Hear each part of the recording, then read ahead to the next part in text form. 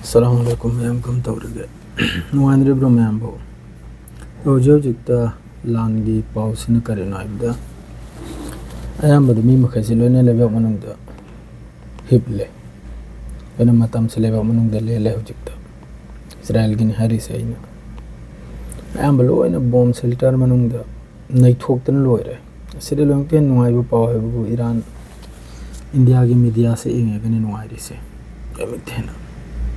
war room कर same खरे news channel हम गाउचे यंगमे war room कर सेम खरे चांदना होजी इंडिया पाकिस्तान की लान की मोंग दनी मखोइन न्यूज से चोंगजल चोंगजन लाव खरे से करी हाइरुने म होजे होजिक त याम नुआइबो पाउ हाइबो तेहरान दगी सु मी काबक अम थादोक्तना लखा मारचु सी बसिरे लोइमक सु कीरुने दो अदुना खरा मा थादोक्तना तय तय द थंगने खोनब द चखिबगी पाउ मा दुम ताई माद्रेदी तेहरान मनुंग दे अखोय इंडिया की स्टूडेंट मखै बॉर्डर ओइरेगा मफम कयाम दे चखरे थादोक्तना चतब यादब ममंगै दुसु लावरम मोयबो थादो थादो हैना दु थवा साव दब दब जी खोंगी लंबी दगिनी मखोइन हजि अमा अमा कंट्री दे चंगजलेगा दुगा कनम यूरोप कदौरसे अदरगी हजिकना ईरान के अखोय सुप्रीम लीडर अली खमीनी की तरफ ते हारिसिनबो लान लेपलोइसिनी नोंमै दिनदा मिसाइल चाम की मथक कापचलगनी सिनी मागे हजिक अनौब स्टेटमेंट चाम की मथक कापचलगनी सिनी मदु अमेरिका अमक सिरे स्टेटमेंट पीरी करीम थमदबिदा डायरेक्ट अखोय की लान लेप सिलेंडर तौबा दुई मोंगदनी माना हारिसे ईरान की तरफ से स्टेटमेंट से मथंग मथंग लाई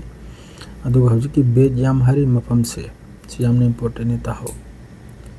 बेज याम हारि मफम से बिल्डिंग चाम दगी कुल ताबा से पूरा डिस्ट्रॉय ने सी सेमगत सागलकपदा सिगी सिटी सी नौनाम का सेमगलकपदा चही मंगारम चंगने कम से कम चही मंगा से अखोय की तेलबक पिना कंदनाबा अदु हाइफासु पूरा लोइखरे तुमदना काबकम लोइखरे मादुगा तेलबसु काबकम तुमदना लेखरे महोय की फोटो लाई मय उरगदी नोक्सु नुंदई लोइना लेबक मनुंदनी लोइना बॉम्ब शेल्टर लोइना ए टू जेड इजराइल की मेम भौसरोक तलेबने ते मोबाइल भौ सीजन हंदे मोय बोजी लोकेशन ट्रैक तौखिनराइना